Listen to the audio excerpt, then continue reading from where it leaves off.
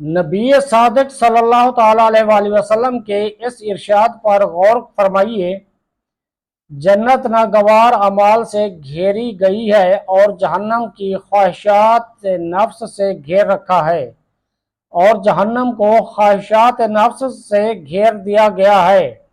یہاں پہنچ کر لوگوں کی عقلوں کا فرق اور افراد کی اصل حقیقت نمایاں ہو جاتی ہے۔ یہ بڑے ملال کی بات ہے کہ اکثر لوگوں نے فنا پذیر عارضی مٹھاس کو اس کڑواہٹ پر ترجیح دے رکھی ہے۔ بسم اللہ الرحمن الرحیم۔ الصلاۃ والسلام علیک یا سیدی یا رسول اللہ، الصلاۃ والسلام علیک یا سیدی یا حبیب اللہ، لا تعداد درود و سلام ہمارے پیارے آقا حضرت محمد مصطفیٰ صلی اللہ علیہ وآلہ وسلم اور آپ کی آل پر۔ ویور میں مشتاق احمد، آپ دیکھ رہے ہیں یوٹیوب چینل۔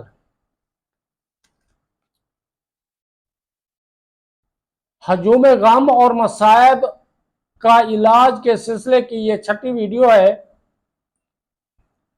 ہمارا آج کا موضوع ہے، اللہ تعالیٰ دنیا کی کڑواہٹ کے بدلے آخرت میں حلاوت نصیب فرمائے گا۔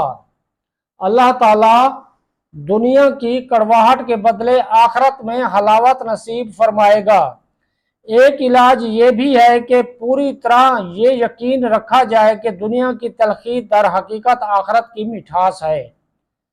اللہ تعالیٰ دنیا کی کڑواہٹ کے بدلے آخرت میں حلاوت نصیب فرمائے گا۔ حق یہ ہے کہ دنیا کی مٹھاس آخرت کی تلخی ہے۔ اگر بندہ عارضی کڑواہٹ کے بعد دائمی مٹھاس کی لذت پا لے تو یہ عارضی اور وقتی مٹھاس کے بعد ابدی کڑواہٹ ملنے سے بددرجہ بہتر ہے۔ اگر یہ حقیقت ابھی تک سمجھ میں نہیں آئی تو نبی صادق صلی اللہ تعالی علیہ وآلہ وسلم کے اس ارشاد گرامی پر غور کیجئے، جنت ناگوار اعمال سے گھیری گئی ہے اور جہنم کو خواہشات نفس سے گھیر دیا گیا ہے۔ یہاں پہنچ کر لوگوں کی عقلوں کا فرق اور افراد کی اصل حقیقت نمایاں ہو جاتی ہے۔ یہ بڑے ملال کی بات ہے کہ اکثر لوگوں نے فنا پذیری عارضی مٹھاس کو اس کڑواہٹ پر ترجیح دے رکھی ہے، جس کی ہمیشگی کبھی ختم ہونے والی نہیں۔ انہوں نے ابدی مٹھاس کے لیے ایک گھڑی بھر کی کڑواہٹ گوارا نہیں کی، ابدی عزت کے لیے گھڑی بھر کی ذلت اور ابدی عافیت کے لیے لمحہ بھر کی سختی قبول نہیں کی۔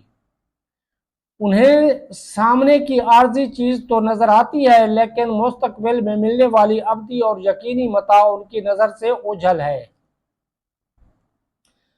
ان کا ایمان کمزور ہے، ان پر خواہش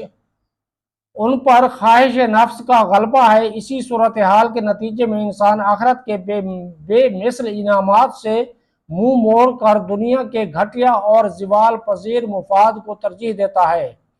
ایسا کیوں ہے؟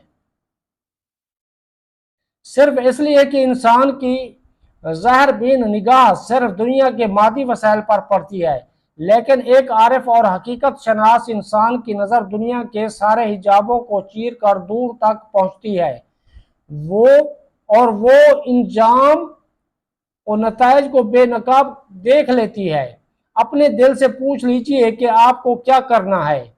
اپنے دل سے پوچھ لیجئے کہ آپ نے کیا کرنا ہے۔ بس یہ کرنا چاہیے کہ اپنے دل کی نگاہ کے سامنے وہ لازوال نعمتیں، دائمی سعادت اور عظیم ترین کامیابی رکھیے جو اللہ نے اپنے دوستوں اور اطاعت گزار بندوں کے لیے مختص کر رکھی ہے۔ اس کے برعکس ذرا اس اٹل سزا، ہمیشگی کی ذلت و رسوائی اور دائمی حسرت و نامرادی کا تصور بھی کر لیجئے جو رب ذوالجلال نے بیکار عمر گنوانے اور نیکی کا موقع ضائع کرنے والے غافلوں کا مقدر کر رکھی ہے۔ آپ کے لیے کس کی راہ قابل ترجیح ہے، صالحین یا کالے کرتوت والوں کی؟ یہ بات آپ کی ثواب دید پر موقوف ہے۔ بات یہ ہے کہ ہر شخص اپنے نہج پر عمل کرتا ہے، जन्नती अपने नहज पर और जहन्नमी अपने नहज पर, और हर शख्स को उसी चीज़ का शौक होता है जो उसकी तबीयत से मुनासबत रखती और उसके लायक है। इस इलाज की तफसील को तवील न समझिए। जो कुछ अर्ज किया गया है तबीयत और मरीज दोनों के लिए इंतहाई ज़रूरी है, इसीलिए वजाहत की गई है। अल्लाह ताला तौफीक दे। व्यूवर, इस वीडियो को सब्सक्राइब करके लाइक और शेयर कर दीजिए। अपना ख्याल रखिए। मुझे दीजिए इजाज़त। अल्लाह हाफिज़।